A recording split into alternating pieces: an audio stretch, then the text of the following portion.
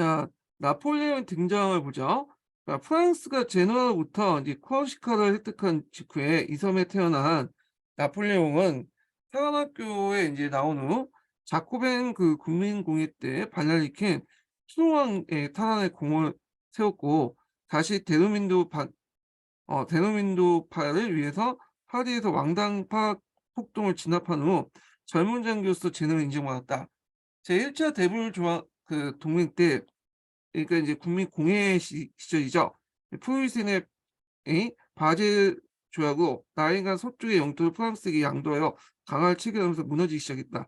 자, 나폴레옹은 1976년 27세의 젊은 나이로 오스트리아를 공격하기 위해서 이탈리아 원정군 사령부에 이제 임명되고 이탈리아로부터 오스트리아군을 뭐냐면 일소하였다. 자, 그 결과 체결된 캄포포르미앙 조약에서 오스트리아는 벨기에가 룸바디아 지역을 프랑스에 양도했다. 이탈리아로부터 이제 섭섭한 공을 세운 나폴레옹은 영국에 대한 간접적인 공격으로 이집트를 착안하고 1790년 이집트 원정에 나섰다. 자, 이집트 원정에서 성공을 거두지 못했으나 나폴레옹의 군대와 더불어 거느리고 한그 학자들은 로세타 비석을 발견하면서 이집트학에 길을 얻었다. 자, 여기에서 이제 이집트 있는데 여기 간접적으로 공격한다는 말부터 좀 설명할게요. 여기 나폴레옹 영국에 대해선 간접적인 공격으로서 이렇게 했거든요. 자, 그 당시 이제 그 총재 정부는 영국이 이제 대인도 통상에 그 많은 이득을 얻으니까 요걸 이제 뭐냐면 타격을 가하기 위해서 그 당시 동지중해와 인도양을 연결하고 있는 이집트를 이제 뭐냐 원정을 했던 거죠. 예. 그래 갖고 인제 이런 것들을 인제 해서 타격을 주려고 했지만 잘 안 됐어. 예. 그 당시 인제 영국군하고 인제 그 당시 오스만 투르크군이죠. 예. 그 연합부대가 위해서 그 당시 이제 그 나폴레옹이 어 깨지게 되거든요. 그래 갖고 잘 안 됐고 도중에 나폴레옹이 쿠데타를 일으킨다고 도와왔잖아요. 그래 갖고 '이집트 원정은 실패로 끝났다.' 이렇게 보시면 되는데 자 그렇지만 나름대로 성과가 있었던 게 뭐냐면 그 당시 나폴레옹이 인제 데려왔던 학자들이 이 로제타 비석이라는데 로제타 비석으로 하는 게 낫겠죠? 예 로제타 비석을 발견했는데 이게 상당히 의미가 있죠.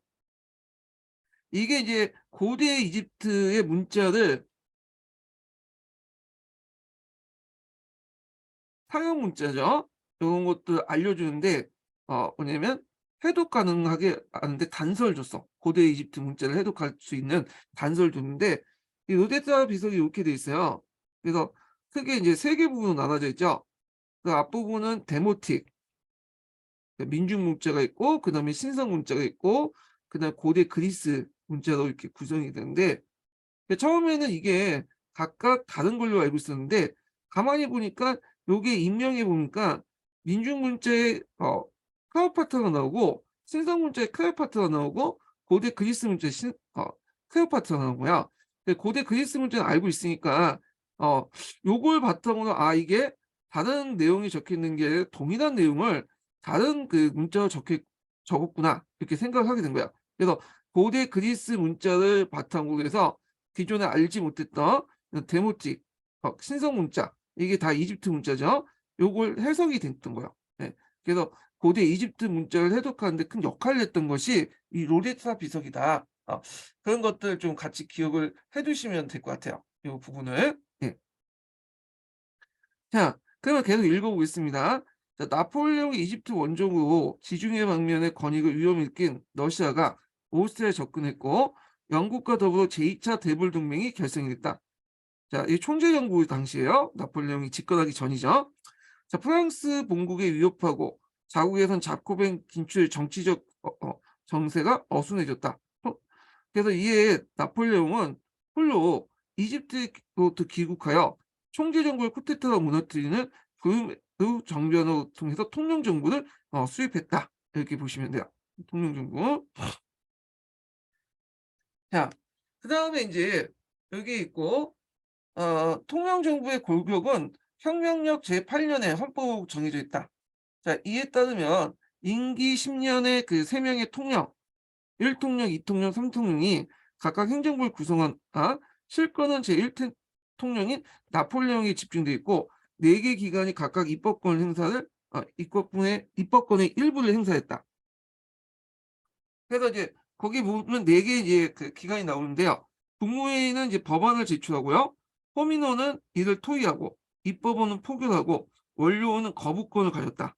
자, 국무회의는 오늘날 내각에 해당하는 바 그 구성원은 제1통령이 임명하고 선거에는 의장이 되었다. 나머지 기관의 의원들은 여러 단계의 간접선거를 통해 선출되었으며 부유한 사람만이 선출되고 선거에는 정치 권력이 작용될 가능성이 매우 컸다. 그러므로 통령정은 거의 나폴레옹의 독재체제나 다름없다. 그래서 모든 권한을 이제 그다음 국무위원 쪽으로 국무회의 쪽으로 이제 집중시키고 그중에 그 구성을 다 일통령 임명하고 하다 보니까 이게 나머지 기관들은 이제 거의 들러리 수준에 불과했다 그거죠. 자, 그나마 나폴레옹의 권력 행사는 제약을 느꼈다. 자, 이거조차도 이제 나폴레옹이 권력 행사 제약을 느끼니까 다시 헌법을 이제 고쳐갖고 이 3명의 통령직을 다 이제 한 명으로 이제 고치죠. 예. 그래갖고 이제 종신통령이 되죠. 기간도 없애고. 예. 그래서 종신통령이 되고, 그래서 이제 1804년에 드디어 황제가 되어 나폴레옹 1세로 칭했다. 자, 요게 이제 제1제정이죠. 1제정. 예. 그래서 이렇게 있고요. 자, 그다음에 이러한 정책의 변화는 매번 국민투표로 회부되어 절대 다수의 찬성을 얻었다. 그래서 여기 나폴레옹 1세 때나 나폴레옹 3세 때나 이 국민투표가 독재 권력이 어떤 그 수단으로서 이용을 했거든요. 예. 수단으로서 이용했고 우리나라도 이제 유신 정권 때 유신헌법 통과할 때도 요 국민투표를 이제 자주 이용했죠. 네. 물론 약간 조작은 했겠지만 예, 그 당시 국민들이 나폴레옹을 상당히 지지했다는 걸 볼 수가 있어요. 그래서 이제 요 결과 제1제정 성립에 대해서는 찬성 이게 얼마야? 1000만, 10만, 100, 3,500만 표를 얻었고 반대는 2,579표였다. 잠깐 이게 있나요? 만, 10만, 100만, 1000. 예. 그 투표나 그 결과에 대해서 강권의 개입이나 조작이 감안하더라도 상당히 놀라운 결과임을 틀림없으며 당시 프랑스 국민이 얼마나 질서와 안정을 원했는가를 열심히 보여주고 있다, 말해주고 있다. 예. 그 이유는 뭐냐면 혁명의 성과를 보장해 준다는 거죠. 강력한 지도자가 등장해서 이게 상당히 큰 의미가 있다는 걸 좀 기억을 해두시면 될 것 같고요. 자, 그래서 이제 계속 읽어볼게요. 자, 나폴레옹은 과거의 선출제 이제 나폴레옹의 이제 정책 관련된 내용이에요. 나폴레옹은 과거의 선출제로 되어 있던 지방 관리들을 임명제로 바뀌었다. 네. 그리고 강력한 이제 중앙 집권적 국가로 이제 만들었다고 보시면 돼요. 그래서 도나 군, 시우면 장을 직접 임명해 통제를 했기 때문에 그 어느 때도 강력한 중앙 집권을 설립했다. 또한 관리를 등용할 때 그들의 정치적 각오를 불문에 붙이고 오직 능력과 공로로서 이를 채용시키고 승진시켰으며 재정의 성립과 더불어 귀족의 자기를 부활시켰다. 그리고 원수제를 마련하는 등 동시에 훈장도 새로 만들었다 이렇게 있거든요. 자, 그래서 그때 훈장을 뭐라고 하냐면 내지용 도나드라고요. 내지용 도나드. 그래서 이제 국가에 큰 공헌이 있는 사람들에게 주는 건데, 자, 이 훈장 중에 가장 명예로운 걸 내지용 도나드로 하는데 이 내지용 도나드가 지금도 그 뭐냐면 수여되고 있죠. 지금도 있어요. 예. 자, 하여튼 이렇게 보면 정권을 장악한 나폴레옹은 오스타를 격파하고 자, 이 오스타를 격파한 전투가 이제 말랭고 전투라고요.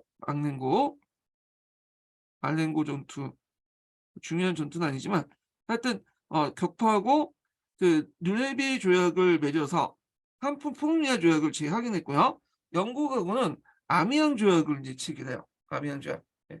자, 이 아미앙 조약을 체결하면서 총재 정부 때 맺었던 제2차 대불 동맹이 깨지죠. 예. 그래서 강화를 맺고 그 당시 이제 그동안 정복한 프랑스 식민지를 모두 그동안 정복한 프랑스 식민지를 거의 전부 양도하기로 했다. 이게 아미안 조약의 이제 내용인데, 근데 이거는 좀 약간 정확하게 말하면 프랑스 식민지 거의 전부 양도한 건 뿐만 아니라, 그러니까 정확한 말은 서로 그 뭐냐면 점령했던 식민지를 양도했다. 이렇게 보시면 돼요. 그래서 그 당시 프랑스가 영국 식민지를 점령한 것도 있고 싸움 도중에 그다음에 영국이 프랑스 식민지를 점령한 것도 있었거든요. 이걸 서로 양도했다. 그래 갖고 인제 이렇게 아미행이 인제 하고 조약을 해서 영국과 프랑스가 합평 조약을 맺었다. 1802 년이에요. 예. 그러니까 영국은 그 당시 스리랑카, 트리니다드 제외하고는 모든 점령지를 반환했고요. 지중해 제해권의 요지인 몰타손에서 철수했고요. 그다음 프랑스 같은 경우에는 포르투갈, 터키의 점령지를 반환하는 동시에 나폴리언과 교황령을 포기했어요. 예. 그래서 이렇게 이제 서로 이제 점령했던 점령지들, 점령지와 식민지들 이렇게 포기했다. 그 내용도 있고요. 자, 그다음에 이처럼 모처럼 평화를 얻은 나폴레옹은 그 내치의 힘을 기울였다. 그 나폴레옹은 포왕 피우스 7세와 종교 협약을 맺었죠. 이 종교 협약. 예. 그래서 이제 이걸 콩코르 다트라고 하죠. 여기. 예. 콩코르다트를 맺었다. 그래서 이제 맺고 카톨릭과 하약을 했다. 자, 그건 왜냐면 그 당시 인제 뭐냐면 나폴레옹이 정치를 안정시켜 국내 정치를 안정시키기 위해서는 교황과 타협을 할 필요가 있었어요. 왜냐하면 교황이 그 당시 이제 카톨릭의 수장이었고, 그리고 프랑스의 많은 사람들이 카톨릭 믿고 있었잖아요. 그리고 이제 프랑스 사람들은 혁명에 열정적인지 모르지만 이 카톨릭 종교 문제에 상당히 보수주의였거든요. 그래서 좀 국내 정치적 기반을 안정화시키려면 요 오랫동안 갈등을 빚고 있었던 이 교황하고 합을 할 필요 있었던 거예요.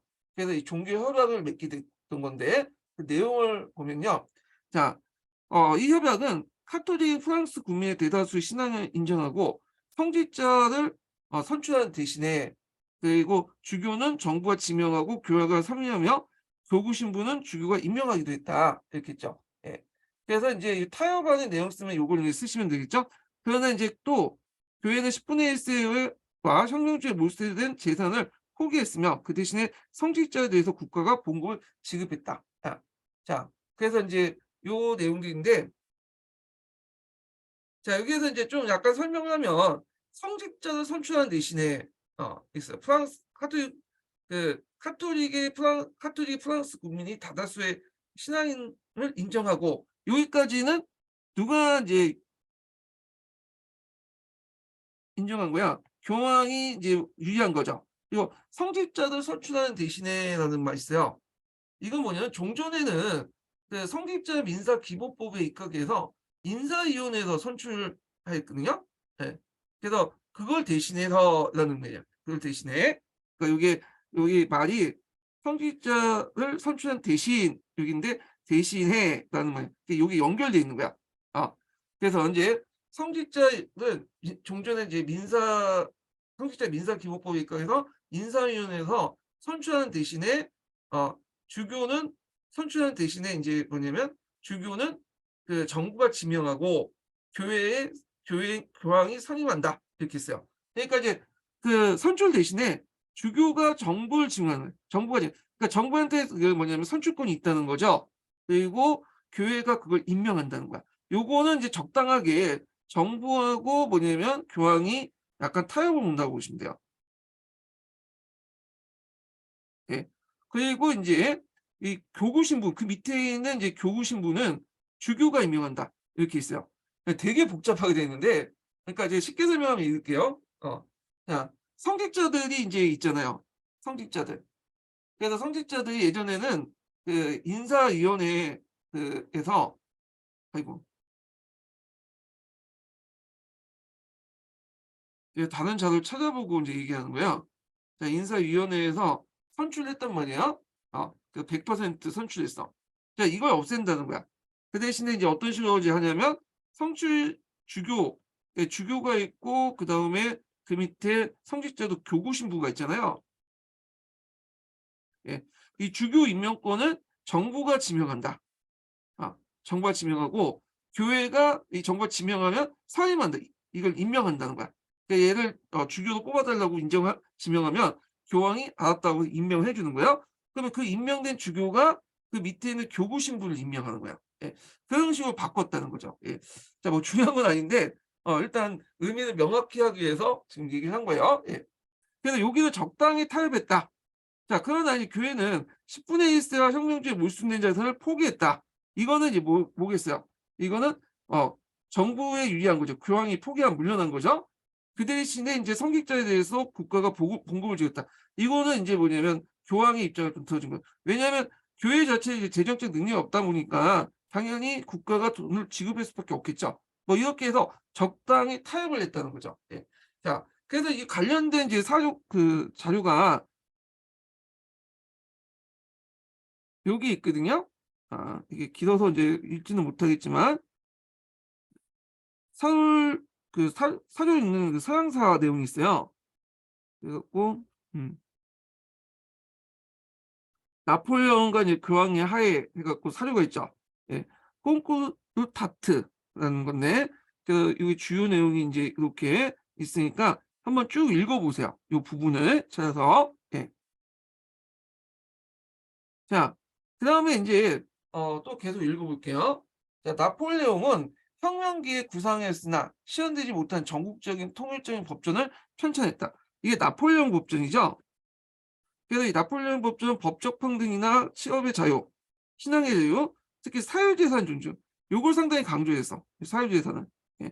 그러니까 계약의 자유 등 혁명의 원리를 부분적으로 계승했으나 공헌을 부분적으로 인정하고 개인의 권리보다 국가의 이익을 우선시하는 혁명 원리와 상실된 부분이 있다. 이렇게 있죠. 자, 여기 이제 나폴레옹 법전 관련된 내용이 여기 있는데 교과서에 있는 내용을 좀 볼게요. 자, 나폴레옹 법전은 혁명 이전의 법과 혁명 당시에 제정된 여러 법을 집대성함으로써 자유평등의 이념과 사유재산 원칙을 반영했다.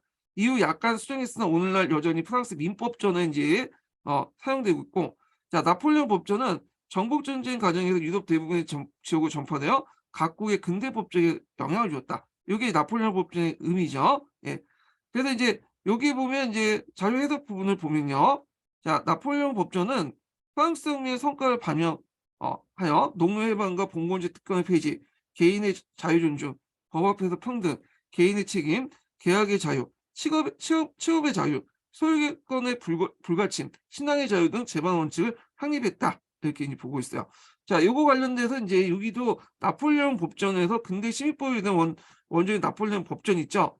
요것도 한번 읽어보시는 것도 좋죠. 여기 뭐 다 있는데 요게 좀 강조되는 게 뭐 소유권 관련된 내용도 있어요. 그래서 이 소유권 상당히 강조됐다는 거. 그다음에 이제 여기에 또 가부장적인 어떤 것도 있고 여성의 권리를 좀 제한하는 부분도 있어요. 예. 그래서 평등한 남녀 평등 법은 아니에요. 그래서 여성이 이제 가지고 있는 재산권도 나중에 결혼 때는 그러니까 남편의 허락 하에서 이제 뭐 처분할 수 있다 뭐 그런 내용도 있고 하여튼 이제 그 여러 가지 좀 한계도 있다라는 걸 좀 기억을 해 두시면 되는데 이 나폴레옹은 민법이 후에 이제 프랑스뿐만 아니라 여러 나라 법에 영향을 미쳤다. 이렇게 보시면 될 것 같고요. 자, 그다음에 인제 계속 읽어 볼게요. 자, 이렇듯 나폴레옹은 혁명의 결과를 부분적으로 수용하면서 그것을 재정에 적합하게 이용하여 왜곡시켰다.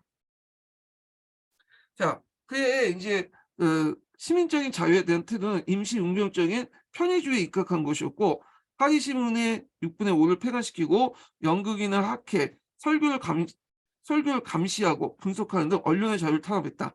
교육에 있어서 고등학교를 신설하고 국가 재정을 안정시키고 반감방의 프랑스 은행을 설립했다. 이 프랑스 은행은 그는 지금 중앙은행 역할을 했다 보시면 돼요. 중앙은행. 예. 자, 그래서 인제 있고 자, 전비 부담에 대한 국내의 반대로 불리한 아미앙 조약을 맺었던 영국은 1803 년부터 다시 프랑스와 교전 상태에 들어가게 돼요. 그래서 1805 년에 오스트리아, 러시아, 스웨덴에 더불어 3차 대불 동맹을 결성하죠. 앞에 이제 아미앙 조약 때는 2차 대불 동맹이 끝났고 그다음에 3차 대불 동맹이 결성했는데 이때가 인제 제일 제정 시기예요. 예. 그래서 인제 이렇게 했는데 여기에서 대불 동맹이라는 게 있는데 대프랑스 동맹이죠. 그러니까 프랑스를 막기 위한 동맹 이런 것들이 대불 동맹인데요. 대불 동맹에 대해서 좀 약간 정리 좀 해 볼게요. 대불 동맹 정리 내용이 이제 여기 아이고 이거 왜 이래 또? 잠깐만요. 예. 화면이 꺼졌네. 자, 대불 동맹 관련된 내용이 요 사료를 읽는 서양사 사용수 있는 서양사 내용에 잘 정리되어 있어요. 대불동맹이 그 1차부터 해서 6차 그래 갖고 인제 이렇게 있는데 여기 좀 볼게요. 1차 대불동맹부터 해서 그다음에 6차까지 이렇게 인제 보면 1차 대불동맹은 그 당시 이제 국민공회 때 맺어진 거죠. 그래서 나폴레옹이 이제 루이 16세 처형하고 하면서 이제 맺어진 거고 여기 보면 다 영국이 들어가 있어요. 자 2차 대불동맹 같은 경우에는 총재정부 때 맺어진 거야. 이때 나폴레옹 이집트 원정이 있었던 거고요. 근데 이제 이게 깨지게 된 게 1802년에 아미앙 조약 때 깨진 거고 그다음에 앞에 이제 언급했던 이제 1제정으로 넘어갈 때 3차 대불동맹이 맺어져요. 그래서 여기에서 이제 보통 영국의 이제 중심으로 해갖고 오스트리아, 러시아 축축을 해서 했고 이때 이제 그 유명한 트라파카라 해전을 이제 승리하게 되죠. 그리고 또 이제 그 신성노마가 이제 해체돼서 나일 동맹이 맺어지고요. 자, 그다음에 4차 동맹 대불 동맹인데 자, 나일 동맹의 결성 후 프랑스 패권이 중부 독일까지 확장되자 프랑스인이 위기의식을 느끼게 되고 특히 이제 대륙 봉쇄령을 내잖아요. 각국이 이제 불만을 고조하자니까 이때 이제 뭐냐면 제4차 대불동맹이 이때 이제 부근에 맺어졌던 거고요. 자, 하여튼 이때 이제 뭐 디지털 조약도 맺고 그러고 자, 5차 대불동맹은 그 당시 이제 그 나폴레옹이 스페인을 고전하니까 오스트리아가 영국과 동맹을 맺어서 있는데 요 시기가 이제 뭐냐면 나폴레옹 전성기 때요. 그다음에 이제 6차 대불동맹이 러시아 원정 이후부터 이제 큰 거죠. 그래서 1812년 나폴레옹이 러시아 원정 이후 영국과 러시아가 동맹을 맺고 그 당시 또 뭐냐면 1813년 호위스에 있는 프랑스와 동맹을 폐기하고 오스트리아 스웨덴 나일 연맹에 또 동참을 하게 되죠. 그래서 이제 요런 대불 동맹이 이제 커지게 되고 결국에는 퐁테프로유 조약을 체결해서 나폴레옹이 엘바성을 추방당하잖아요. 이렇게 해서 1차, 2차, 3차, 4차, 5차, 6차인데 나폴레옹하고 이제 관련된 것들은 이제 뭐냐면 여기죠. 2차부터 해서 6차까지 요 시기를 얘기하고 나폴레옹이 집권기 때는 3차부터 이렇게 4차, 5차, 6차까지. 그래서 한번 대불 동맹을 이제 정리했는데 굳이 4차, 5차, 6차까지는 볼 필요는 없을 것 같고 1차, 2차, 3차 정도 요 대불 동맹을 좀 기억을 해두시면 될 것 같아요. 어느 시기에 어떻게 만들어진다. 이건 국민공회, 여기 총재정부, 나폴레옹 집권기 3차부터는 이렇게 기억을 좀 해주시면 될 것 같아요. 이 부분은요. 예. 자, 그러면 이제 다시 이제 또 보죠. 같은 해 10월 프랑스와 에스파냐 연합함대가 트라파카라 해전에서 넬슨의 그 뭐냐 영국 함대에 크게 패해서 결국엔 나폴레옹이 영국 침공에 꿈을 깨졌다. 네, 트라파카라 해전이 여기죠. 네, 여기에 있는 부분이야. 네. 그래갖고 이제 여기에서 뭐냐면 넬슨의 이제 함대한테 깨지게 되는데 넬슨이 요때 이제 이순신처럼 전사를 해요. 요게 그러니까 넬슨의 마지막 전투자 해전이자 끝 거야. 그래서 하여튼 그게 이제 전사했지만 트라파카 해전에서 크게 이겼다 이렇게 보시면 돼요. 자, 그러나 유럽 대륙에서는 그러니까 해전에서는 깨졌지만 육전에서는 계속 연전연승했죠. 자, 유럽 대륙에서 이제 허프판 승리를 거뒀다. 자, 나폴레옹 울무에서 오스트리아군을 격파하고 다시 아우스트리치에서 러시아와 오스트리아 연합군을 대승하였다. 그 결과 이제 오스트리아와 프레스부르크 조약에서 일부 영토를 내놓았다. 오스트리아는. 예. 자, 그래서 이제 있고 이 프레스부르크 조약을 좀 기억을 해둘 게 뭐냐면 요 조약을 계기로 해갖고 뭐가 맺어지게 됐냐면 뭐가 결성됐냐면 신성 노마가 이제 뭐냐면 해체되고 나일 연방이 결성되는 계기가 돼요. 이 프레스부르크 조약이.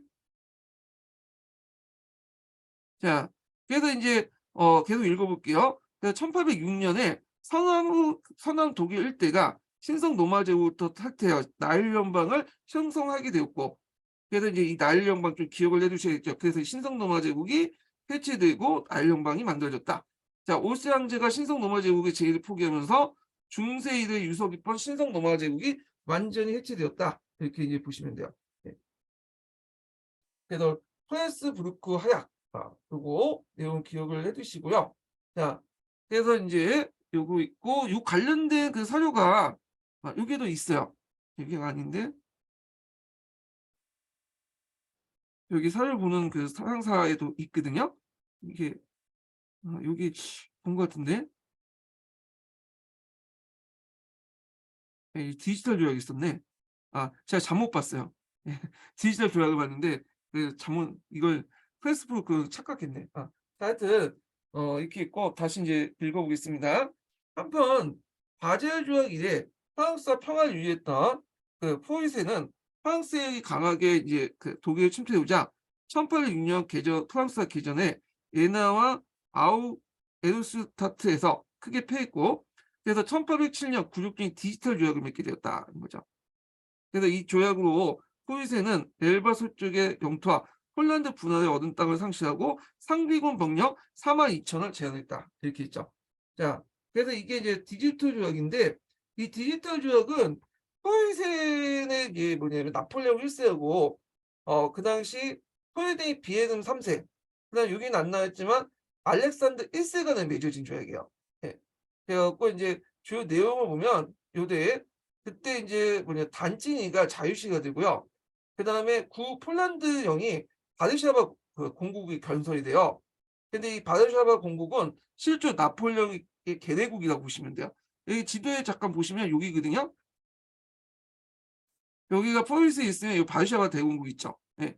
그래서 여기가 원래는 포르투갈 땅이었는데 이 디지털 조약을 계기로 이 땅이 나폴레옹이 넘어가고 나폴레옹 여기에다가 계례국인 바르샤바 대공국을 만들어요. 예.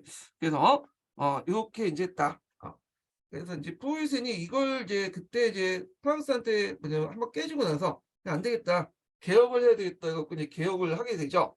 자, 그래서 이 디지털 조약이 아까 제가 이제 보여주는 것이 디지털 조약인데 여기죠. 예.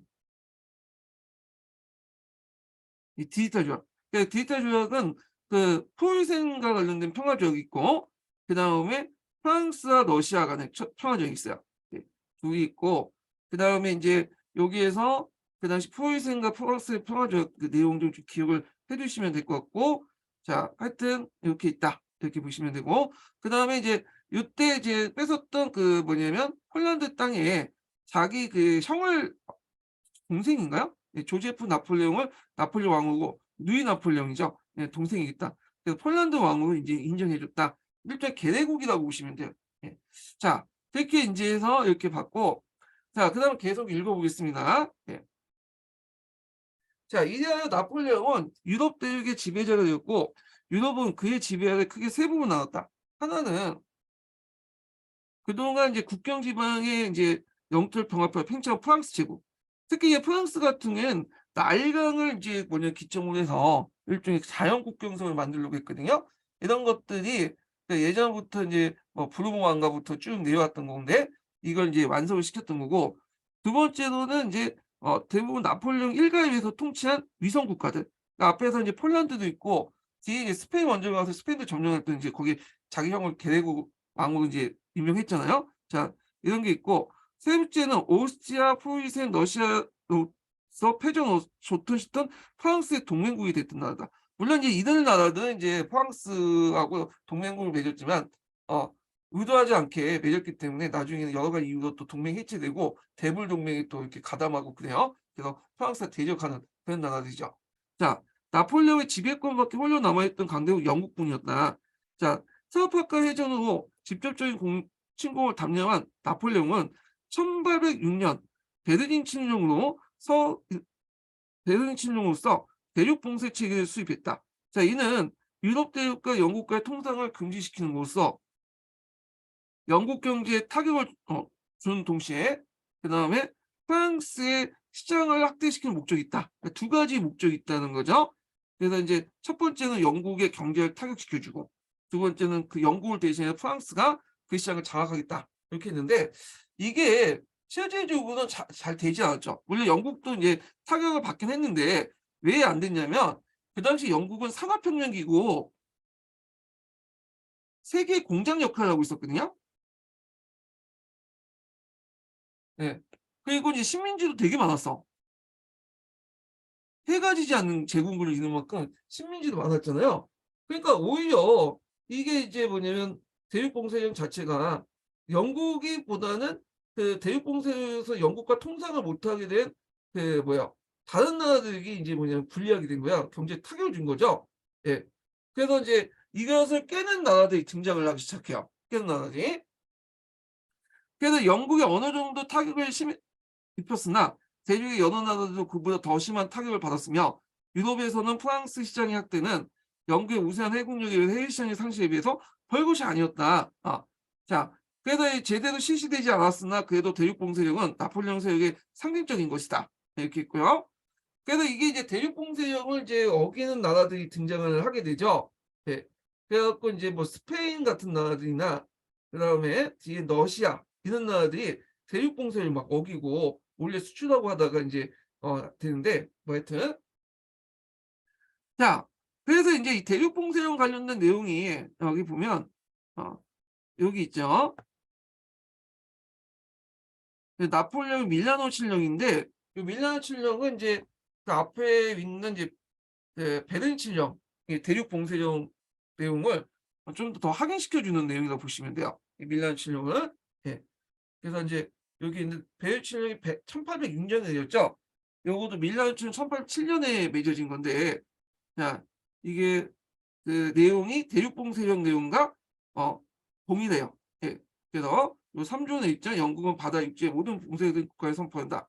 그래서 모든 함선은 그 적과 함원의 내용을 막나 영국과 영국의 식민지 영국군에 의해 점령된 지역의 항구의 항해군의 정박을 통해 정당 전리품이 될 수 있다. 이런 건 영국 상품을 이제 그 다 막는 거잖아요.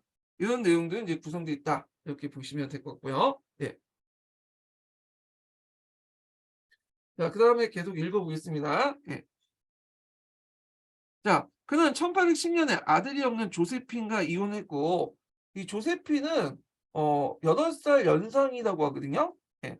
그리고 인제 옛딸인 이혼녀라고 그래요. 그래서 인제 그 총각이었던 나폴레옹하고 결혼을 했는데 그 나폴레옹 상관이 듣기로는 이제 조세핀이 이제 나폴레옹 상관 예첩이었는데 나폴레옹한테 이제 선물로 던져줬던 여자라고 하는데 하여튼 그래요. 자, 이혼하고 명문인 합스부르크 왕실로서 나이 어린 그 뭐냐면 그 공주를 새로 아내로 맞았다.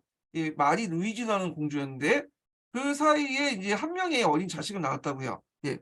자, 다음에 아들을 얻어 노마 왕이라 부르고 그가 창조한 제국을 계승시키려고 했던 것이다. 이렇게 있고요. 그다음에 이제 보통 이제 프로이센 개혁이 나오죠. 프로이센 개혁. 그래서 이제 예나나 디지털에서 구조국으로서 그 당시 프로이센 중심으로 한 독일 민족 국가를 각성시키게 되었다. 자, 이것이 이제 뭐냐면 일종의 배경이죠. 프로이센 개혁의 배경.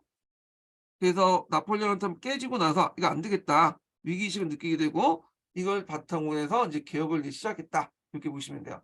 자, 먼저 볼 게 이제 슈타인 계획이죠. 슈타인. 슈타인은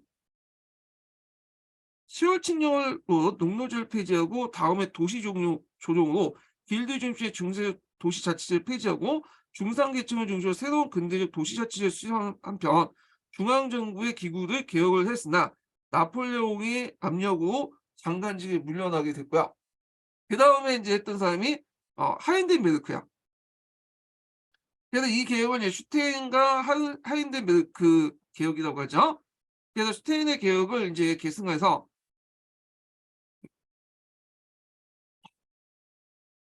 자, 계승할 정부기금을 개혁하고 다음에 조정용으로 슈테인 농업개혁을 보냈다.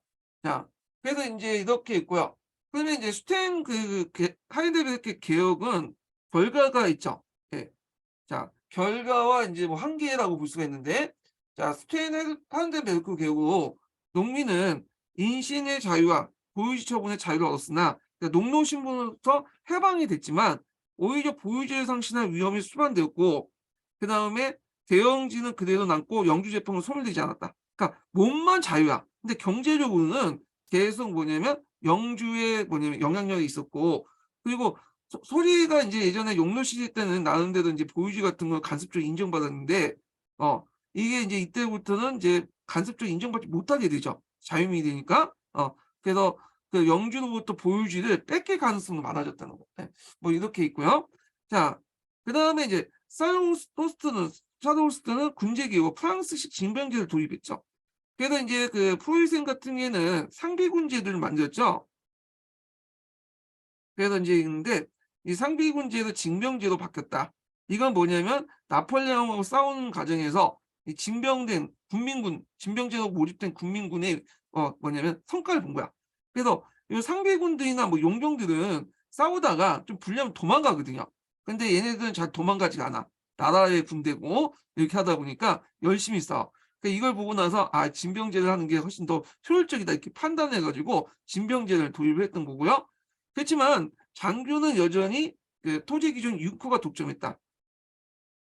자, 그래서 이제 그 뭐 스테이한드베크는 봉건적인 최악의 폐단만 제거하고 근대 국가와 근대사의 외투만 입힌 곳으로 소유세 국가 권력과 권위는 여전히 국왕, 융커 그리고 군대에 남았다. 그래서 이제 슈테인하르트 계획이 그 한계가 여기 있죠. 자, 여기 보유지의 상실의 위험이 수반되고 대형주를 그대로 두고 영주 재판을 소홀하지 않았다는 거. 그다음에 여기 근대 국가나 근대사의 외투만 입고서 소유세의 어떤 국가 권력과 권위는 여전히 국왕, 융커, 군대만 남았다. 이게 이제 소유세 그 하인덴베르크 슈텐 하인덴베르크 개혁 관련된 내용이었다. 이렇게 보시면 되고요. 자, 그다음에 그 나폴레옹이 인제 전파된 것이 자유주의와 민족주의잖아요. 예, 민족주의는 인제 나폴레옹이 전파하면서 독일 민족주의를 각성시키죠.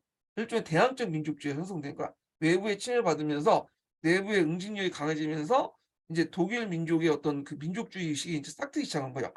자, 그래서 이러한 내정 및 사회개혁과 더불어 독일의 민족 정신이나 이런 것들이 각성이 되었다. 그림 형제가 인제 유명한 이제 동화집이라든지 그다음에 이 동화집이라는 이제 좀 독일에서 계속 내려온 전승집 있죠. 예, 민담회 이런 것들을 모아둔 게 동화집이거든요. 그래서 이제 좀 잔인한 동화집도 많고 그랬는데 하여튼 이런 것들 속에 뭔가 독일 고유의 정신 같은 것들을 발견했다 이렇게 보시면 되고요. 그다음 독일어를 연구하고 프랑스와 프랑스 문화에 대한 반격을 전개했다. 그래서 철학자 피테는 베르닝에서 독일 민족의 고함이라는 예국적인 강연을 했고 후에 큰 영향을 미쳤다. 독일 민족의 고함은 상당히 유명하죠. 예, 이거 외워두시고 그에 의하면 독일어는 본원적 언어이며 독일 민족은 가장 도덕적이고 본원적 민족이다. 그래서 1810년대 그 베르닝 대학을 창설하고 교수진에서 이제 피에테를 비롯한 독일 민족주의 엘리트들이 모여들었다. 예. 그래서 인제 있고요. 나폴레옹 몰락을 보죠.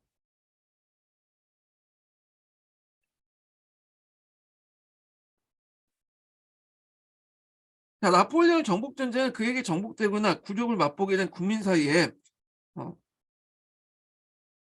지도가 나오네요. 예. 민족주의에 낳게 되고 그건 나폴레옹의 몰락의 주요 원인 중에 하나였다. 그래서 나폴레옹의 이제 공격이 인제 어떤 민족주의를 전파시키고 민족주의를 각성시키는 역할을 했다는 거죠. 자, 나폴레옹의 반항은 에스파냐부터 시작됐다. 그래서 인제 1808년 원래 에스파냐가 있었는데 에스파냐가 인제 그 뭐냐면 대륙 봉쇄를 어기니까 그 당시에 에스파냐를 정복을 했죠. 그리고 자기 형을 거기에다 인제 뭐냐면 에스파냐 왕을 놨는데 문제는 그 후부터 이제 에스파냐 민중들이 걸게 됐다는 거야. 그러니까 그때 이제 대표적인 게 치고 빠지는 형태죠. 그래서 보통 우리가 게릴라라는 거 말 있잖아요. 치고 빠지는 식으로 게릴라식. 이 게릴라라는 말이 요 에스파냐에서 나온 스페인어예요. 예. 자, 하여튼 나폴레옹의 방황은 에스파냐부터 시작됐고 1808 년에 나폴레옹이 별로 인기가 없는 국왕을 퇴위시키고 그의 형을 에스파냐 왕으로 앉히자 그냥 에스파냐 민중은 걸기했다. 자, 그래서 에스파냐의 그 나폴레옹 투쟁은 날이 갈수록 강화되어 확대되었고 웰링턴이 영국군의 지원을 받아 한층 더 기세가 높였다. 자, 나폴레옹은 30만 병력을 투입했으나 에스파냐의 저항을 끊기지 못하고 결국에 1812년 러시아 원정에서 그 병력의 일부를 빼돌리면서 에스파냐 저항군은 프랑스군보다 우세해졌다. 이렇게 했죠. 자, 러시아는 프랑스가 발칸 진출에 방해하고 그 동유럽의 그세력 확장한 걸 못마땅히 생각했고 대륙 봉쇄를 지킬 생각도 없었다. 그래서 나폴레옹은 1812년 3분의 2가 외국군으로 편성되긴 했지만 70만 대군을 이끄는 대군대를 이끌고 러시아 원정을 나갔죠. 초창기 때는 이 러시아군이 전면적으로 이제 전면전을 회피했죠. 이 나폴레옹 군대도 많고 또 뭐냐면 나폴레옹이 전략 전술에 뛰어나니까 계속 이제 후퇴를 냈어요. 왜냐면 러시아는 땅이 크니까 그걸 믿고 이렇게 후퇴를 한 거야. 보급선을 이제 뭐냐면 끊어가면서 후퇴를 한 거죠. 자, 결국에는 이제 9월 중순에 모스크바에 도착한 나폴레옹은 눈앞에 있는 모스크바 역시 불타고 초토를 변했다. 그래서 모스크바를 점령했긴 했지만 모스크바에 아무것도 없어. 다 불타 없어지고. 그래서 이제 계속 기다리고 있는데 겨울은 다가오니까 안 되겠다 해갖고 이제 해군을 결심을 하게 되죠. 예. 자, 그래갖고 이제 러시아군과 유격대에 후퇴하는 프랑스가 덮치게 되고요. 거기에다가 이제 동장군이 엄습하게 되니까 나폴레옹의 군대는 괴멸되고요. 생존자가 거의 4분의 1밖에 안 됐다. 돌아온 인원이 별로 없었다는 거야. 요때 코사크 기병대가 나폴레옹의 이제 뭐냐면 후방을 공격했다고 그죠? 예. 자, 그래서 이제 이렇게 했는데 최근에는 동장군 때문에보다는 추위 때문에는 이 당시 이제 그 진흙탕길 때문에 그렇다. 그게 뭐 지금도 이제 러시아 우크라이나에 보면 처음에 이제 러시아가 우크라이나를 공격했다가 그 진흙탕길에 이제 들어가죠. 스프린치나는가? 아니 그게 이제 해가지고 완전히 이제 기계나 탱크나 뭐 장갑차도 왔다 갔다 못하게 하는 그런 것 때문에 오히려 고생을 했다.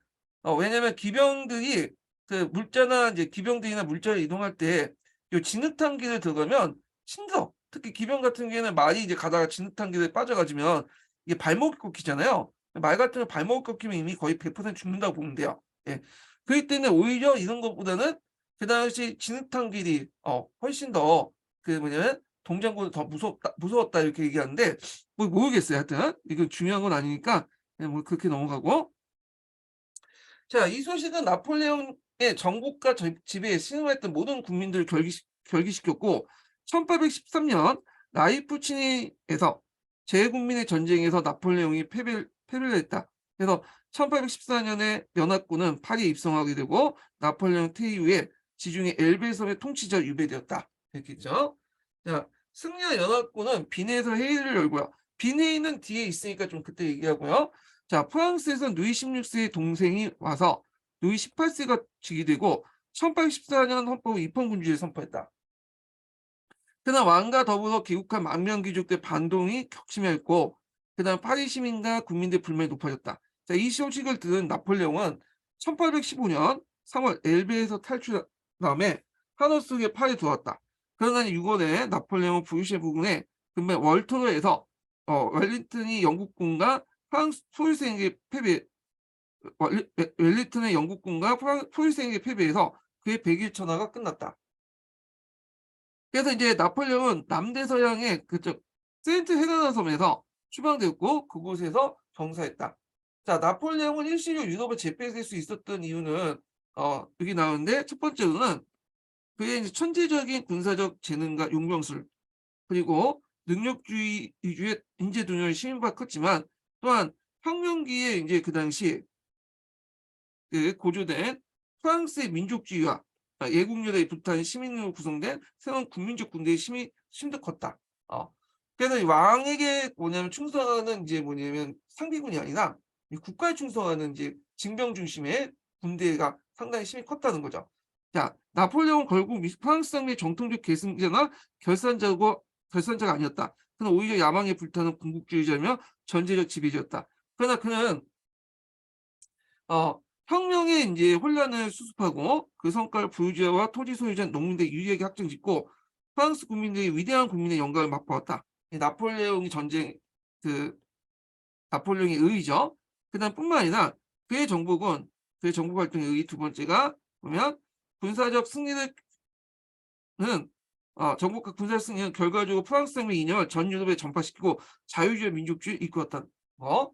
그 다음에 그리하여 전제주의와 구체제를 동일시키고 그것을 붕괴시키기 마련했으며 세 번째로는 이 사람이 독일하고 이제 이탈리아를 뭐냐면 영토를 마음대로 차지했잖아요. 그래서 근데 간접적 둔화 정치적 통일에 기틀을 많이 했다. 왜냐 독일과 이탈리아가 상당히 많은 이제 그 나라도 분열돼 있었는데 이 사람이 이제 독일과 이탈리아 점령하고 나서 그걸 몇 개로 추려놨어. 그래갖고 그 당시 독일 같은 경우에는 수백 개 국가들을 나일 동맹 맺을 때 몇십 개 국가도 만들어놨거든요. 그러다 보니까 의도하지 않지만 나름대로 정치적 통일의 기틀을 마련해줬다는 거야. 예. 그래서 연방 국가의 수를 상당히 쥐어놨다. 그런 내용들 좀 기억을 해두시면 되고, 자, 그 다음에 이제 미대행 교과서를 잠깐 읽어볼게요. 미대행 교과서. 예. 미래인 교과서 몇 페이지 펴보시냐면 제가 펼게요 그냥. 145페이지. 거기 보면 이제 프랑스성에 미친 영향이 있어요. 예, 요거는 저희 서계에 없고 서강제에 없기 때문에 좀 읽어 볼게요 이거는요. 예. 예. 자, 이게 프랑스 혁명을 거치면서 프랑스에 많은 변화가 있다. 자, 나폴레옹 법전이 편찬돼 모든 사람들이 법 앞에서 평등과 재산의 소유권을 보장받았으며 국민 교육을 시행하면서 시행된 언어가 프랑스로 통합되었다. 예. 또한 미터법이라는 강령이 통일되어 행정구역도 정비했다. 자, 그리고 프랑스 혁명기가 만들어졌던 혁명이 만들어진 프랑스의 흰색, 빨간색 삼색기를 자유, 평등, 우애를 이제 상징했으며 프랑스 국교에 채택되었다. 프랑스는 다른 국가의 혁명 전쟁 과정에서 성장 예국심과 더해져 나라 내 모든 사람들이 국민으로 아우는 국민국가 되었다. 자, 국민국가라는 것은 자유주의 이념을 받아들이고 국민 통합을 이루어 국민 전체 이익을 추구하는 국가를 뜻한다. 그러니까 예전에는 국민국가의 맹안은 보였지만 국민국가가 안전은 되지 못했죠. 아직 왕조국가 당시에는. 근데 프랑스 대혁명 이후부터는 이렇게 국민국가가 되었다. 이렇게 보시면 돼요. 자, 그리고 19세기에 프랑스에 뒤어 유럽의 여러 나라와 미국에서 자유주의 민족주의 확산을 토대로 국민국가가 더욱 발전되었다. 이렇게 이제 보시면 될 것 같고요. 자, 그래서 이런 내용들 기억을 해두시면 될 것 같아요. 예. 다시 서양사 계로 들어갈게요. 자, 여기까지가 이제 그 관련된 내용이고요. 예, 서강자 관련된 내용 보죠. 예, 나폴레옹 관련된 내용.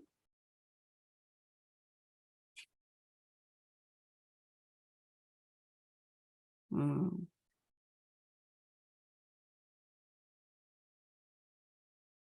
잠깐만요. 잠깐만 기다려주세요.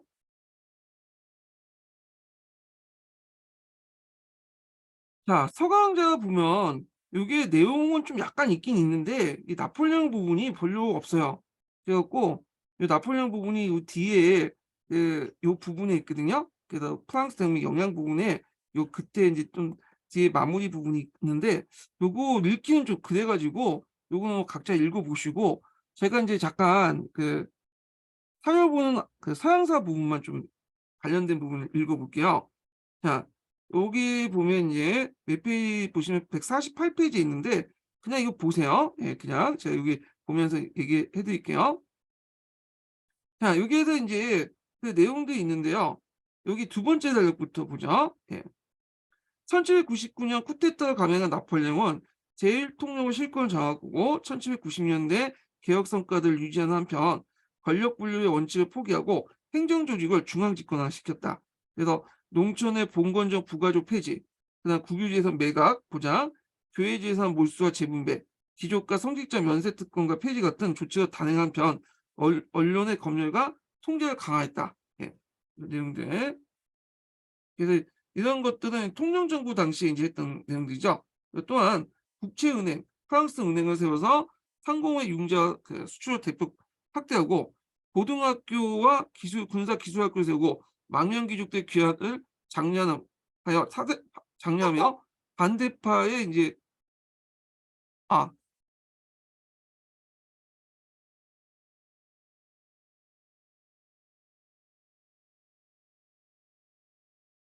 있습니다. 예. 자, 다시 시작합니다. 예. 반대파 사면한 유화 조치로 정치적 화해와 결속을 추진했다. 그리고 이제 앞에서 얘기한 교황과 정교 협약을 체결하 카톨릭계와 하야했으며 추방당한 이제 성직자의 귀국과 구금됐던 성직자의 석방을 허락했다. 자, 하지만 혁명기에 수입된 종교의 자유원칙을 고수했다. 이렇게 있고요. 그 다음에 여기에서 이제 볼 게 이제 나폴레옹 법정 관련된 내용이 좀 많이 적혀 있거든요. 여기서 여기까지인데 보면 나폴레옹 또한 근대 시민법 원리를 담은 성문법을 처음으로 제정하여 재산 소유권, 그다음에 법 앞에 평등, 직업과 신앙의 자유, 노동의 자유, 저당권 확립, 그리고 그다음에 군중 군할 상속 등 2,000가지 이상의 담긴 민법전을 이제 선포했고 민법전은 프랑스 각지에 산재했던 약 360건이 넘는 법전들을 정리함으로써 배타적 소유권 확립의 핵심이다. 요게 이제 배타적 소유권 확립. 음, 이런 것들이 되게 중요하다. 이렇게 보시면 돼요. 자, 이외에도 민법, 상법, 민사소송법, 형법, 형사소송법을 다룬 5가지 법전을 제정해서 나폴레옹 법전을 완성시켰다. 자, 그다음에 1804년에 나폴레옹은 교황 비오 7세가 참석하는 가운데 나폴레옹 1세로서 황제 축성을 받아 재정을 수립했다. 그런데 그는 동쪽은 모스크바까지, 서쪽은 포르투까지 진군했을 뿐 아니라 대서양 연안에 북해 해안에서도 군대를 두어 프랑스를 유럽 패권국을 만들었다. 또 오스트리아와 영국과의 강화 조약 체계 제2차 대불 동맹을 완화시켰고, 아미앙 조약이죠. 그러나 영국의 선전포고로 다시 전쟁이 시작되어 트라파카 해전에서 패했다. 자, 나폴레옹 1세는 영국의 경제적 고립을 무너뜨리기 위해서 그 당시 이제 1806년 대륙 봉쇄령, 그 베르린 칠령을 내렸고, 근데 자료에 보시면 알겠죠? 베르린 칠령이 된 게 아니라 밀라노 칠령이 됐어요. 그 다음에 내렸던, 하여튼 그렇고, 자, 프로이센과 대성을 거둔 나일 연방을 세웠으며 사르디나 시칠리아를 제한 이탈리아 전체를 속고 거느렸다. 자, 그리고 오스트리아는 네덜란드 등지를 프랑스에 환영하고 항력 마리 루이즈를 나폴레옹 1세와 혼인시켜야 했다. 자, 이처럼 나폴레옹은 제1제정의 전성기를 누리면서 이탈리아, 독일, 네덜란드 개혁을 강요했고, 그때 이제 뭐 성문법이나 조세제도 개혁, 영주법전과 교회법전의 폐지, 법합회평 등 옛간습의 특권 폐지 등을 시행하면서 제국 경쟁을 용이하게 하고 세금을 군대 자금을 모으는 목적이었다. 자, 그래서 이제 네덜란드, 이탈리아 뭐 이렇게 개혁하는 목적들이 이제 뭐냐면 세금을 효율적으로 걷기 위한 어떤 정책들을 하기 위해서 했던 개혁이었다. 이렇게 보시면 되겠죠. 1810년에 프랑스는 암스테르담, 브뤼셀, 함부르크, 로마 등지에서 제국의 국경을 확장하고 오스트리아와 프로이센과 러시아는 패전으로 무력화되어 프랑스의 동맹국이었다. 하지만 대륙 공세령은 영국의 해양자가 대륙 내 간세 정국으로 실패하고 말았고, 오히려 영국과의 무역금지 손실로 입은 대륙 국가들의 불만을 커지는 결과를 갖고 왔다. 그래서 프랑스 지배에 이제 저항하는 움직임이 거세졌으며 나폴레옹 1세 형 조제프 왕이 차지했던 스페인은 대대적인 게릴라전을 벌여 프랑스 군대를 스페인 국경동을 퇴각시켰다. 그리고 이제 국내 경제 사정과도 악화된 상황에서 민중봉기가 다시 나타났고 잦은 징집으로다는 불만의 목소리가 높아지자 나폴레옹 1세는 러시아 원정으로 돌파구를 마련하려고 했다. 자, 마침 러시아 황제가 프랑스와 우호 동맹을 파기하고 영국과 통상협정을 맺자 그 당시 나폴레옹은 1812년 봄에 국내 병사 60만 대군을 이끌고 러시아 침공에 나섰다. 그게 이제 9월에 나폴레옹은 모스크바에 입성을 성공했으나 10월 만에 퇴각하기까지 프랑스 병사는 추위와 질병, 군주 중에 거의 30만 목숨을 잃었다. 결국엔 1813년에 프랑스군은 포이센과 러시아, 오스트리아, 영국 6차 대물동맹국에 패배했으며 이듬해 연합군에 파리에 입성했다. 연합군이 이로써 나폴레옹이 폐위되고 엘베성을 출발되었으며 부르봉 왕가의 루이 18세가 즉위했다. 나폴레옹은 1815년 유베지오 탈출하여 50만 대군을 모아서 재기를 노렸으나 월트 전투에서 패해 결국 세인트헤나 섬에 유폐되었다. 이렇게 이제 있고요. 자, 그래서 이제 이렇게 해서 한번 읽어봤고, 그 다음에 이제 뒤에 넘어가서 영국의 이제 산업혁명으로 넘어가죠. 산업혁명. 자, 서양사 기준의 산업혁명 볼게요. 산업혁명. 자, 여기 이제 산업혁명과 그 배경인데, 산업혁명은 의외로 시험 문제는 안 나온 것 같아요. 이 부분은. 예전에 나온 거 보면 2문제 나왔나? 그렇게 중요한데 불구하고 산업혁명 2~3문제 정도밖에 안 나왔어요. 10년 넘게 거의 나온 적도 없고, 예. 그래서 약간 뭐냐면 그 중요도에 비해서 인구에서는 이게 이제 뭐냐면 시험 문제 안 나오는 부분이에요. 이 부분이요. 예. 자, 하여튼 내용을 이제 볼게요. 자, 여기 보면 이제 첫 번째 산업혁명 그 배경을 볼게요. 자, 18세기 후반 신대륙과 유럽 대륙에서 독립전쟁과 혁명이 거세 바람이 불고 있을 때 영국에선 조용한 가운데 산업상의 큰 번역이 진행되고 있었다. 즉 기계의 발명과 기술의 혁신으로 전례 없는 생산력의 비약적이고 지속적인 발전을 이루어지기 시작했고 그 영향은 전 산업 분야에 파급되어 산업 구조와 사회만 아니라 정치에서 큰 변화를 야기했다. 자, 이런 변화를 혁명이라고 불러야 할 것을 가난 논의가 없지 않았으나 그것이 초래한 거대한 변화를 감안한다면 갈리에 따라 산업혁명이라고 부르는 것이 오히려 타당할 것이라 생각된다.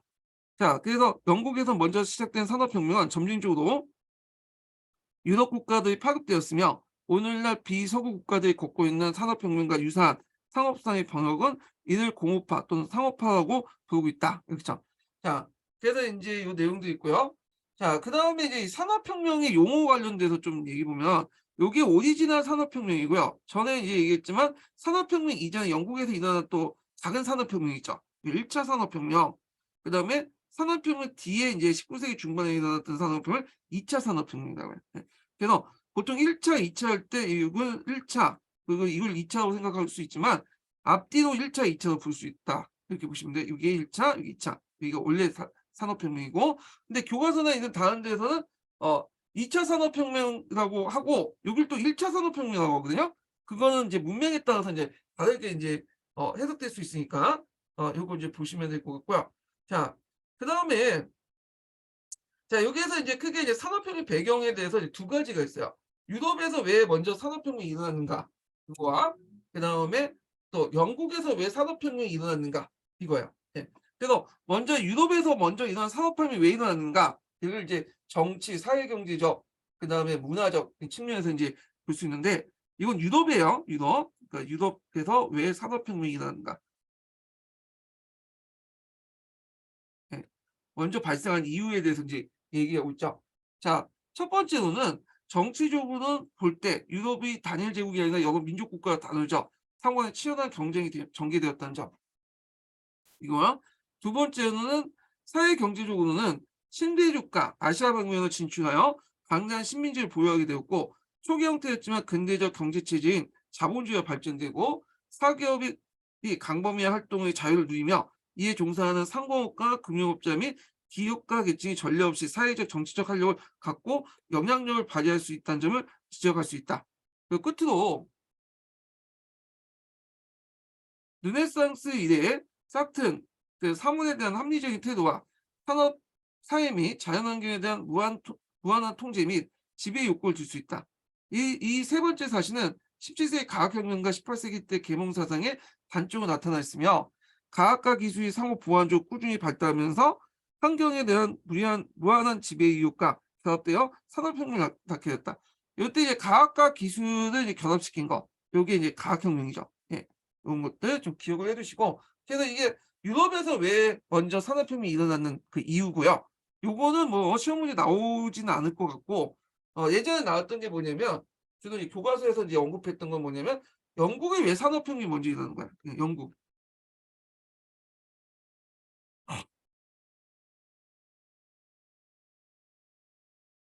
네. 그래서 영국이 산업혁명이 일어난 이유 먼저 이게 이제 기초에 나왔던 거예요. 기초에. 예전에 기초에 나왔거든요. 뭐 여러 가지가 있고 또 교과서에도 이제 여러 가지를 설명하고 있는데 일단 서계대 기준을 먼저 보면요. 자, 보면 유럽의 여러 나라 중에 요거 하기 전에 두 번째 인증문 알려드릴게요. 두 번째 인증문은 90번입니다. 예. 두 번째 인증문 90번이에요.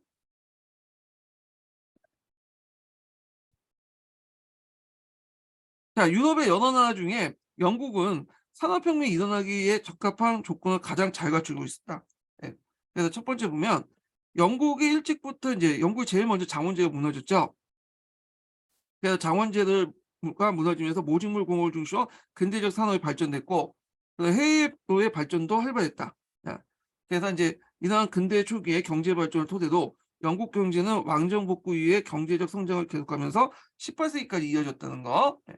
그래서 이 모직물 공업을 중심으로 산업이 발달했는데 근데 산업혁명은 모직물 공업은 아니죠. 이거 예전에 시험 문제 나왔는데 모직물이 아니라 면직물이죠. 그래서 이제 이건 배경이니까 산업혁명 이전에 이 모직물 공업 자체가 이제 뭐냐면 산업혁명을 일으킬 수 있는 배경을 만들어 줬지만 산업혁명 당시에는 면직물 공예. 예, 이거 꼭 기억을 해 주세요. 이거 예전에 기초에 나왔던 거죠. 예. 그다음에 이제 그 두 번째가 뭐냐면 농법의 개량이에요. 예. 그 농법 개량이 이미 17세기 후반에 시작되었으나 그다음 18세기 다방면에 거쳐서 기술 개량과 경영의 합리화가 이루어졌다. 자, 이걸 이제 보통 농업혁명이라고 하죠. 그러니까 제2차 잉크루즈 운동. 그래서 이걸 이제 보통 농업혁명이라고 하는 건데, 아, 요 내용이 이제 예전에 기출문제 나왔어요. 공사 기출문제 나왔거든요. 그래서 이제 그 내용들 보면요. 자, 이 2차 잉크로즈 운동은 인구가 증가하니까 그다음에 그 많은 인구를 먹여 살리기 위해서 뭔가 농업경의 합리화가 필요했던 거야. 그래서 그 당시 여러 가지 개혁을 했는데 주로 농업 생산량을 올리는 측면에서 개혁을 하게 돼요. 예. 자, 보면 말이 끄는 파종기와 제초기를 사용되고 네덜란드 숙무 재배를 도입해 가축의 사료를 사용하고 토지의 비옥도를 증대시키기 위해서 크로브를 새롭게 재배를 했으며 이러한 새로운 농작물의 재배로 종전의 3륜작, 4륜작이 보급되기 시작했다. 자, 이와 함께 2차 인클루전가 활발해졌다. 그래서 이제 1차 인클루전과 달리 이번에 경제적 지진과 농업경의 합리화를 위한 것이다. 자, 1차 인클루전 운동 같은 경우에는 이런 모직물이 발달되면서 양보를 확보하기 위한 거였고 2차 인클루전 운동 같은 경우에는 앞에서 말한 농업 생산량을 올리는 거죠. 인구가 증가되기 때문에. 자, 이런 농업혁명은 농업 생산고를 크게 증대시켜 식량 생산을 양이 인구 증가를 보충하고 남은 있었다. 자, 한편 인클루즈 운동은 소농을 몰락시킨 것 되는데 그들이 농업 노동자가 되거나 상업혁명이 필요한 공업 노동자 예비군이었다. 그때 이제 특히 이제 1차 인클루즈 운동보다는 2차 인클루즈 운동이 큰 영향을 주죠. 이 농업혁명이. 예. 예, 이게 농업혁명에서 이제 그 앞에 얘기한 것처럼 농업경영 합리화를 통해서 이제 많은 잉여 인구들이 발생이 돼요. 그 잉여 인구들이 어려운 도시로 올라가죠. 이들이 도시 노동자가 되죠. 예. 1차 인클루즈 운동이 아니라 예전에 막 이와 관련된 문제도 나왔어요.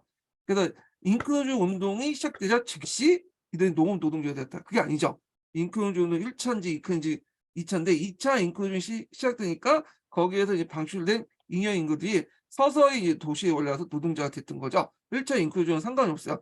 1차 인클루전 운동 때도 많은 이제 농촌에 쫓겨난 잉여 인구들이 저쪽 런던에 갔어요. 런던에. 근데 런던에서 할 수 있는 게 없거든요.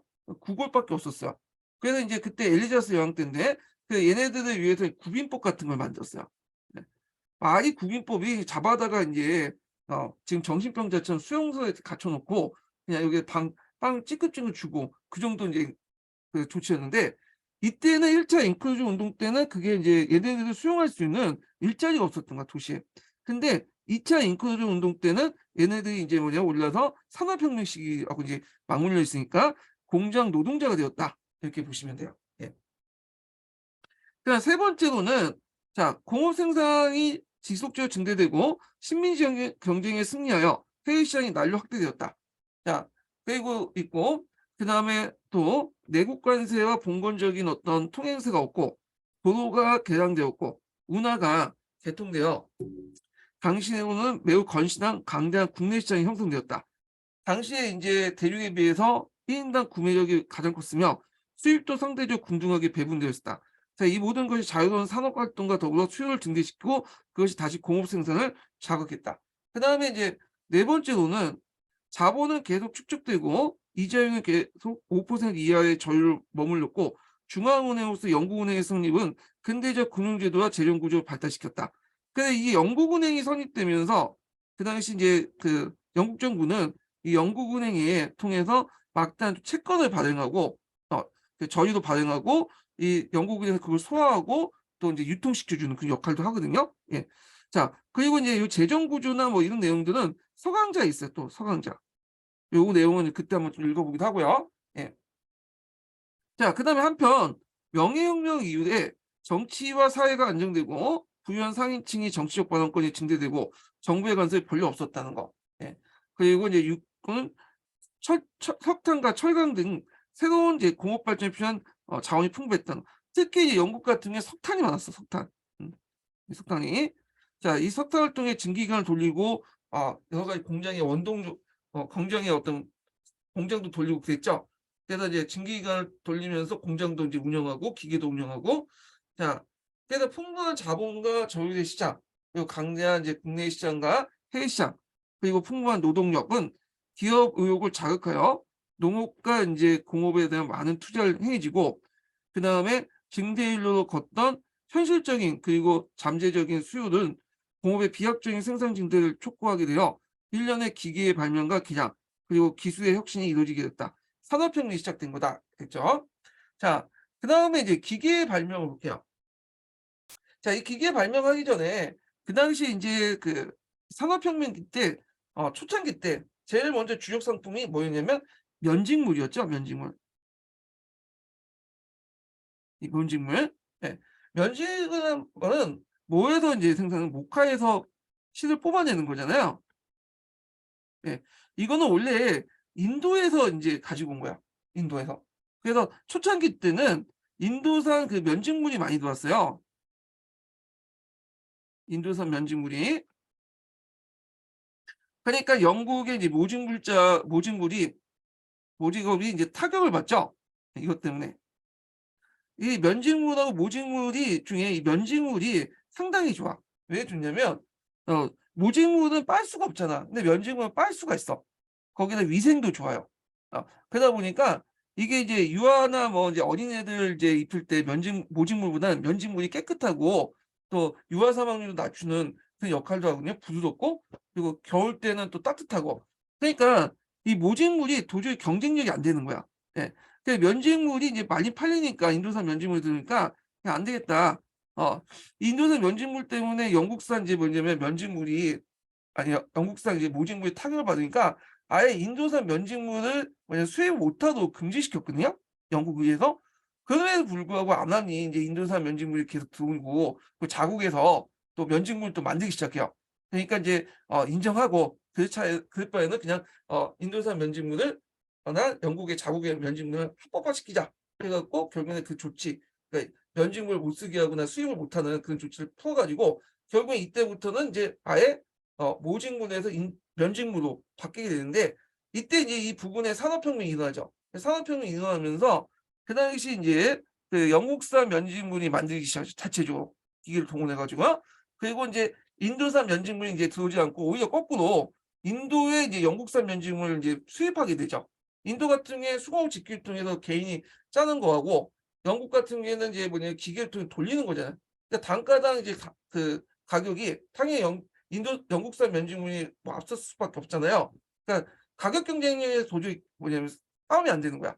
결국에는 이제 거꾸로 영국이 이제 인도에서 이제 뭐냐면 면직물 수출하고 상품 시장하고 그 다음에 오히려 이제 영국이 인도산 면직물 인도에 이제 상품 시장 말이 잘못했네. 영국의 면직물이 인도로 이제 수출하고 그 인도가 상품 시장 역할을 하죠. 그리고 인도의 목화가 영국을 건너가요. 그래서 인도는 원료 공급지 역할을 해요. 그래서 영국의 면직물을 수용하는 상품 시장 역할과 원료 공급지 역할을 수행하게 된다. 목화를 대주는 자 그런 것들 좀 기억을 해주시면 될 것 같아요. 자 그러면 또 이제 요거에서 보면 이제 그 여기 뭐 방직기도 나오고 방적기도 나오고 막 그런데 요걸 이해하려면 이제 면직물을 이제 만드는 그 방법을 좀 아셔야 되는데 일단 모카를 이제 따오잖아요. 근데 이 모카를 보면 모카 솜하고 그 씨앗이 같이 있어요. 그러니까 솜에서 씨앗을 분리시켜야 되거든요. 이게 먼저 작업이. 자, 그때 이제 필요한 것이 뭐냐면 그 조명기야. 네, 조명기. 이 조명기가 이제 시트니가 이제 뭐냐면 발견했는데 어, 그래서 이제 조명기도 이제 해서 이거를 이제 빨리 솜과 씨앗을 분리시키는 거야. 그러면 이제 솜이 있잖아. 솜을 뭘로 실로 만들어야 겠죠. 이 솜을 실로 만들잖아. 짜가지고 이걸 이제 만든 것을 이제 뭐라고 하냐면 이걸 방적기라고 해요. 방적기. 그래서 솜에서 실을 뽑아내는 거죠. 이 방적기. 그리고 실을 가지고 이제 옷을 만들어야 되잖아요. 옷감을 만들어야 겠죠. 요걸 이제 방직기라고 해요. 예. 그래서 요 조명기, 방적기, 방직기 이런 식으로 이제 만들어지거든요. 예. 그래서 이제 요게 나오는 그 방적기로서의 대표적인 게 이제 뭐냐면 뭐 제니 방적기 이런 것도 있고요.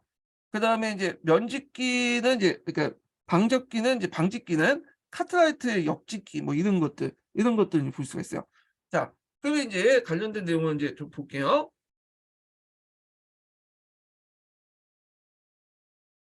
자, 기계의 발명은 값싼 대중적인 의료품으로 국내 시장뿐만 아니라 해외 시장에도 수요가 급증되면서 면직물 공업이 시작되었다. 예.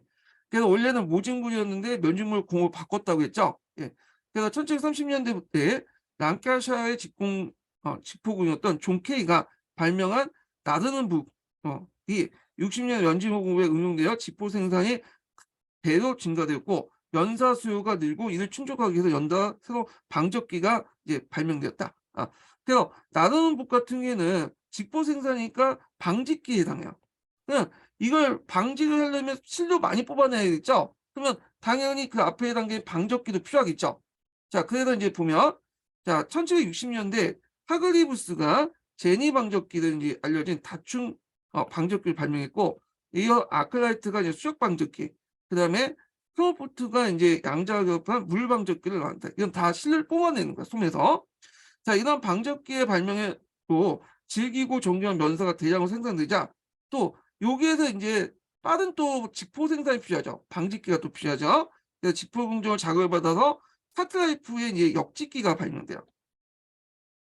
거기에다 이제 한편 1793년에 미국의 시트니가 면사 섬유를 시화수 분리, 그러니까 면사 섬유를 시로부터 분리시킨 이 조명기를 발명하면서 50명의 노예가 했던 일을 단 한 명의 노예가 할 수 있었다. 조명기는 여기죠. 예. 그 목화에서 나온 솜하고 씨앗을 분리시켜 솜만 뽑아내는 기기가 조명기야. 예. 이렇게 해서 있고, 자, 이렇게 이제 비약적인 발전을 하게 된 면직물 공업은 모직물 공업을 대신해서 영국의 주요 산업이 되었고요. 그래서 이제 원래는 이제 이 모직물 공업을 업자들이 이 면직물을 막으려고 했죠. 그래서 인도산 면직물 수입을 금지시키거나 영국의 면직물 공업을 막으려 했지만 결국에는 막지 못했죠. 예. 자, 1760년에 250만 파운드의 원면을 수입한 데 비해서 1787년 원면 소비는 2200만 파운드에 늘고 반세기 후에 3억 6,600 파운드, 3억 6,600 파운드가 되었다.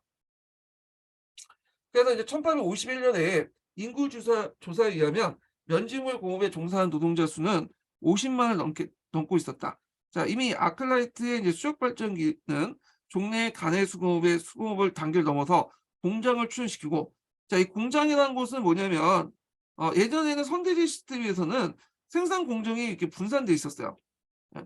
근데 요게 이제 한 공간에 이 생산 시스템이 각 공정이 들어가는 거야. 예. 이게 공장이야. 그래서 이 공장에 이제 수공업 직기를 두면 매뉴패처가 되는 거고요.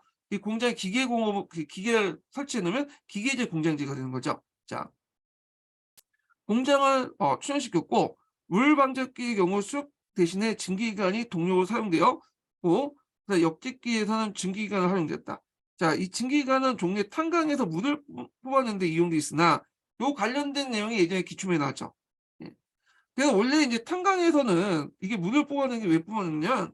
원래는 이제 초창기 때는 석탄이 노면에 깔려 있었어요. 이걸 닉탄이라고 하죠.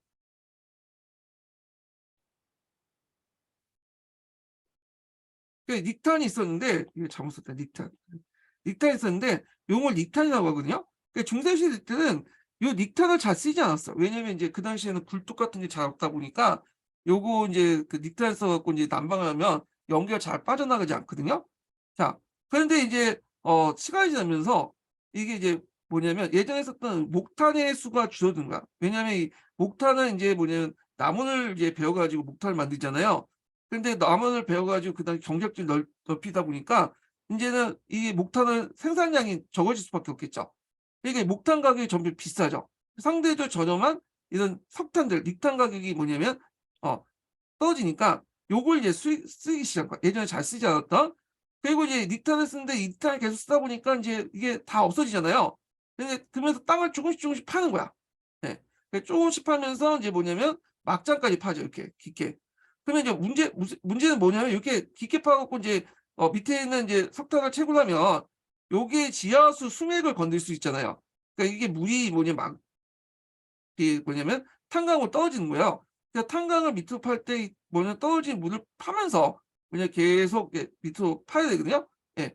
그러니까 이제 이때 이 물들을 올리는데 사용했던 것이 뭐냐면 이 증기기관이야. 예. 그래서 이것이 예전에 한번 기출문에 나왔던 거예요. 증기기관의 원래 용도가. 하여튼 18세기 초에 뉴코먼이라는 사람이 이걸 개량했고요. 그다음에 제임스 와트가 다시 이들 개량해서 거듭 성진한 끝에 1780년대 이르 모든 기기에 동력을 사용할 수 있었다. 그래서 종전의 수력 대신에 이렇게 그 석탄을 통해서 사용할 수 있다. 이렇게 보시면 돼요. 자, 이러한 인간을 포함한 동물 아닌 동력원의 확보는 인간을 하여금 그 생물의 한계를 넘을 수 있게 하고 그다음에 생산력을 수백 배나 증가시킬 수 있었다. 이렇게 보시면 될 것 같아요. 자, 그래서 이제 이렇게 있고, 자, 그 밑에 제철과 이제 석탄 관련된 내용이 있는데, 요거 하기 전에 서강자 관련된 내용 한번 읽고 넘어갈게요. 서강자 341페이지 보세요. 보죠.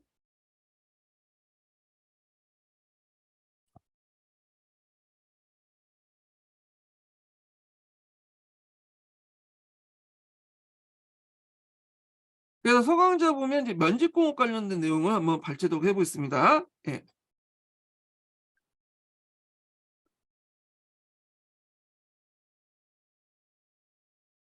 자, 산업혁명 시대에 가장 눈부신 성장을 기록한 것은 면직공업이다. 자, 면직공업은 18세기 말에 매년 거의 13%씩 성장했고, 그 결과 영국의 공업 생산에 차지하는 비중은 1770년에 2.6%에서 1832년에 22.4%로 늘어났다.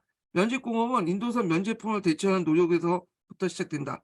그래서 17세기 말 동인도에서 수입된 인도산 면제품에 대한 수요가 급증하자 모직물 제조업자를 비롯한 영국의 직무업자 이익집단들이 인도산 제품의 수입과 소비를 금지하는 그 입법위회를 요구했다. 제조업자들도 정치적 압력으로 인도산 면제품을 대부분 수입을 금지되었으나 이것이 오히려 면사와 린넨을 화합한 퍼스티온 같은 대체 상품 개발을 부추겼고요.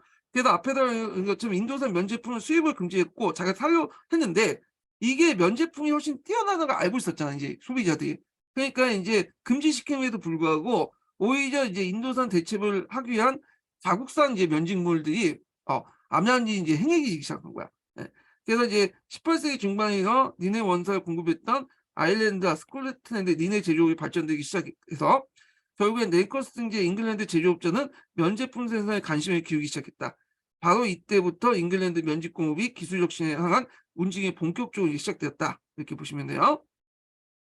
자, 면직공업의 기술 혁신은 방적의 공정에서 시작된다. 방적은 이제 실을 뽑는 거죠. 실을.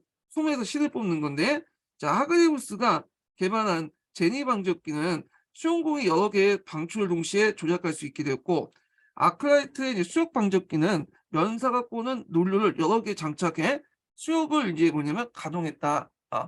그래서 있고, 크로포트의 물 방적기는 제니 방적기와 아크라이트 방적기를 결합함으로써 기계 면사가 시장의 경제를 확보하는 데 크게 기여했다. 그래서 방적 공정에서 기계와 동력을 도입하는 생산성이 크게 향상시켜 보인다. 해갖고 쭉 내용이 있는데 이렇게 보고요. 특히 이제 기계를 동력을 이용하는 데 큰 역할을 했던 것은 당연히 증기기관이죠. 예. 그러니까 증기기관은 석탄 강산에서 먼저 도입됐고 석탄 생산이 증가에 따라 탄광의 깊이가 깊어져서 따라서 지하수를 퍼내는 일이 중요해졌다. 그래서 뉴코몬의 증기기관이 바로 이런 작업을 위해서 고안한 것이고 설치비가 비싸고 열 효율이 좋지 못하면 회전 운동을 적용할 수 없었다. 자, 이런 문제를 해결하기 위해서 제임스 와트의 증기관이 있었다. 자, 와트의 증기관은 증기로 별도의 공간을 응축되고 그 다음에 증기적으로 직접 피스톤을 움직이는 방식을 채택해 뉴코몬의 증기기관의 고질적인 문제였던 열 효율의 문제를 해결하고 연료 소비를 절반의 3분의 1까지 줄였다. 뭔 말인지 모르겠지만 또 읽으세요. 저도 그 기계에 대해서 잘 몰라가지고 설명을 못 드리겠어. 자, 하여튼 이런 증기기관을 만들어줬고 마트는 피스톤의 왕복 운동을 회전 운동으로 바꾸는 장치를 개발해 기계의 증기기관을 사용할 수 있는 기술이었다. 그래서 마트의 증기기관 역시 높은 특허 사용료와 연료비 때문에 널리 사용되지 못했다. 수차는 설치비가 비싼 대신 유지비가 거의 들지 않은 거 증기기관에 대응이 됐고 풍력이나 충력 역시 여전히 널리 사용했다. 그래서 이제 증기기관 관련된 내용이 있고요. 증기기관은 물론 그 면직공을 발전시키는 데 큰 역할을 했지만 뒤에 이제 제철업에도 큰 영향을 줘요. 제철업에도. 이걸 탄광 할 때도 석탄공업 이런 것들 있죠. 이런 것들에도 큰 영향을 주고 하여튼 뭐 여러 가지로 이제 영향을 주긴 하는데 요거는 좀 쉬었다가 진행을 하겠습니다. 서양사 개론부터 읽고 나서 이제 진행을 할게요. 여기부터 하고 나서 서강자를 또 읽겠습니다. 네. 자, 그러면